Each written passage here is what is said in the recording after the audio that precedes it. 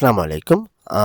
গত ভিডিওতে আমরা মূলত রিগ্রেশনের আন্ডারে যে অপশনগুলো ছিল সেগুলো দেখেছিলাম। আজকের এই ভিডিওতে মূলত আমরা হচ্ছে ফ্রিকোয়েন্সির আন্ডারে যে ৪ টা অপশন আছে অর্থাৎ 2 outcomes binomial test, n outcomes chi-square goodness of fit, contingency টেবলের আন্ডারে যে independent sample chi-square test of association, যেটাকে আমরা বলি independent chi-square test of independence. Okay. আরেকটা হচ্ছে পেয়ার স্যাম্পল, যেটা ম্যাকনেমার টেস্টের অর্থাৎ নন প্যারামেট্রিক। ওকে, তো এখন আমরা এক্সপ্লেইন করি যে কোনটা কখন ইউজ করব।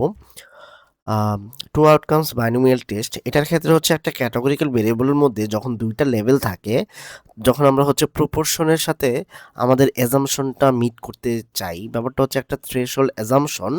যে আমরা যদি এক্সাম্পল হিসেবে বলি, আমাদের এখানে হচ্ছে জেন্ডারের ভেরিয়েবল আছে। তো জেন্ডারের ক্ষেত্রে আমার সাপোজ এখানে 2 হচ্ছে ফিমেল, 1 হচ্ছে মেল। তো এইখানে আমরা ধরে নিচ্ছি যে এরকম যে প্রায় 60% হচ্ছে ফিমেল হবে। তো সেক্ষেত্রে এই অ্যাজাম্পশনটা কতটুকু সত্য? নাল হাইপোথিসিস কি, অল্টারনেটিভ কি? নালে বলা হচ্ছে যে the proportion of female is equal two 60%, that means 0.6। আর মেলের ক্ষেত্রে হচ্ছে নট, আর অল্টারনেটিভ হচ্ছে নট ইকুয়াল 0.6। এটা হচ্ছে যেটাকে আমরা টার্গেট করতেছি শুধু ওইটাকেই আমরা ইন্টারপ্রিট করব, অন্যটাকে না। কিন্তু ফিমেলকে টার্গেট করতেছি, তাহলে ফিমেলটাকেই বলতেছি, মেলটাকে বলবো না। বা ইন্টারপ্রিট যখন আমরা করতে যাব টেবিলে, তখন কিন্তু মেলটাকে নিব না। তো এখন একটু দেখে নিই যে এটা কীভাবে কাজ করে। যে আমরা হচ্ছে আমাদের ডাটা সেটটাতে দেখব, ডাটা সেটের মধ্যে শুরু হচ্ছে 2 দিয়ে, দ্যাট মিনস ফিমেল দিয়ে, আর দেন হচ্ছে সেকেন্ড হচ্ছে মেল, তাই না?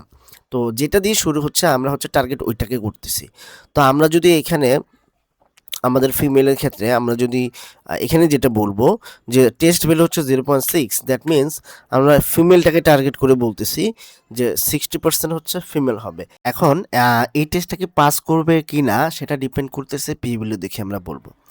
তো আমরা একটু আগেই বললাম যে 2 মানে হচ্ছে ফিমেল, এবং ফিমেলের প্রপোর্শন হচ্ছে 0.589, দ্যাট মিনস 58.9%, এবং আমাদের টেস্ট ভ্যালু ছিল হচ্ছে প্রায় 60%।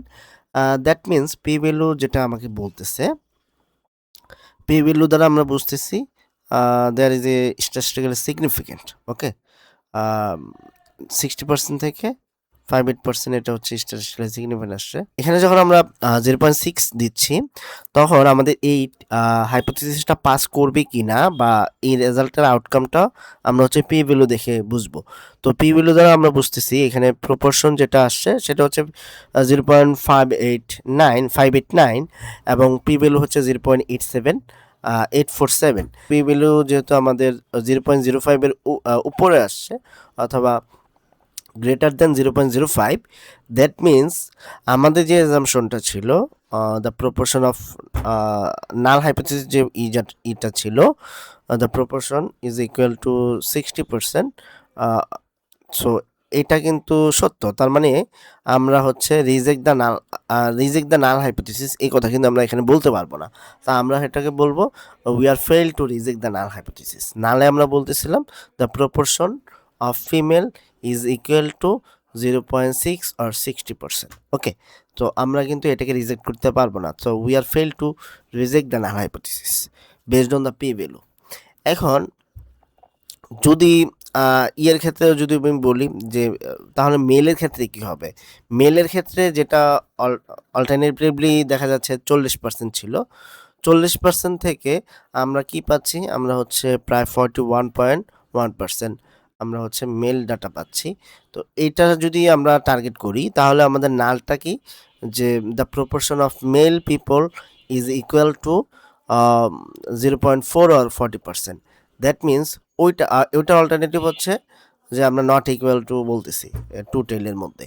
তো তখন আমরা কি পি ভ্যালু দ্বারা আমরা কি বুঝতেছি? পি ভ্যালু দ্বারা আমরা বুঝতেছি এটা কিন্তু স্ট্যাটিস্টিক্যালি সিগনিফিক্যান্ট। দ্যাট মিনস আমাদের থ্রেশহোল্ড ভ্যালুর সাথে এটা সিগনিফিক্যান্টলি ডিফার করতেছে। এখন আমরা দেখব পরবর্তী যে অ্যানালাইসিসটা, এটাকে বলা হচ্ছে গুডনেস অফ ফিট। এটা আমরা হচ্ছে যে কোনো ধরনের, এটার ক্ষেত্রে 2টা না, এটার ক্ষেত্রে মাল্টিপল হইতে পারে। বাইনোমিয়ালের ক্ষেত্রে 2টাই হইতে হবে ক্যাটাগরি, আই মিন লেভেল 2টাই হইতে হবে। কিন্তু এন্ড আউটকামস এর মধ্যে হচ্ছে মাল্টিপল লেভেল থাকতে পারে। ফর এক্সাম্পল আমরা হিসেবে এটা ফর এক্সাম্পল যেটা দেখতে পারি, এখানে ধর আমাদের ডায়েট কোয়ালিটি আমি দিলাম আমাদের হচ্ছে ভেরিয়েবল হিসেবে। তো প্রপোর্শন যেটা অর্থাৎ অনুপাত, এইখানে প্রপোর্শন কি ইকুয়াল হবে, অর্থাৎ প্রত্যেকটাই ইকুয়াল হবে কিনা সেইখানে আমাদের আমরা দেখতে পারি যে আমরা যদি বলি প্রত্যেকটাই ইকুয়াল হবে এবং সেটা ধরে সে হচ্ছে প্রপোর্শন দেখাবে। প্রপোর্শনের মাধ্যমে আমরা যেটা দেখতে পাচ্ছি যে প্রায় অ্যাভারেজ হচ্ছে 54.9%, দেন হচ্ছে গুড হচ্ছে 23.9, আর পুর হচ্ছে 21.2%। এখন এইটা দ্বারা আমরা কি বুঝতেছি, এটা হচ্ছে তার মানে হচ্ছে আমরা যে প্রপোর্শন দিচ্ছিলাম, যে প্রপোর্শন হচ্ছে ইকুয়াল হবে 0.33 করে, তো এইটা কিন্তু মিট করতেছে না। সেক্ষেত্রে আমরা যেটা বলতে পারি, সেক্ষেত্রে আমরা হচ্ছে রিজেক্ট দ্য নাল হাইপোথিসিস। নালে বলা হচ্ছিল প্রপোর্শন হচ্ছে ইকুয়াল টু হবে, মানে সমান সমান হবে, আর অল্টারনেটিভে কিন্তু নট ইকুয়াল, প্রপোর্শনটা সমান সমান হবে না। তো সেই ক্ষেত্রে আমরা রিজেক্ট দ্য নাল হাইপোথিসিস বলবো, কারণ হচ্ছে আমাদের পি ভ্যালুটা দেখতে পাচ্ছি 0.05-এর নিচে। দ্যাট মিনস আমরা যে প্রপোর্শনটা দিচ্ছি এটাকে আমরা রিজেক্ট করতে পারবো, নালটাকে রিজেক্ট করতে পারবো, reject the null hypothesis.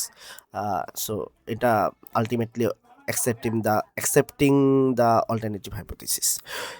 So এইখানে আমরা চাইলে প্রপোর্শনটা নিজের মতো করেও দিতে পারি। যেমন হচ্ছে ধরেন আমরা যদি এইখানে অ্যারাউন্ড আমরা যদি একটু চেঞ্জ করে দিই, ভ্যালু যদি 2 দেই, তাহলে দেখা যাচ্ছে প্রপোর্শনের ক্ষেত্রে চেঞ্জ হবে।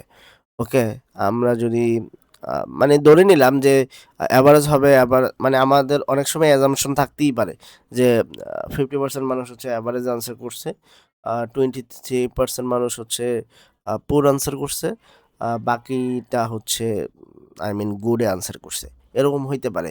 তো সেই ক্ষেত্রে আমাদের ওই ভ্যালুগুলোকে কিভাবে ভাগ করবো? আমরা চাইলে আমাদের ক্যাটাগরি কয়টা? আমাদের হচ্ছে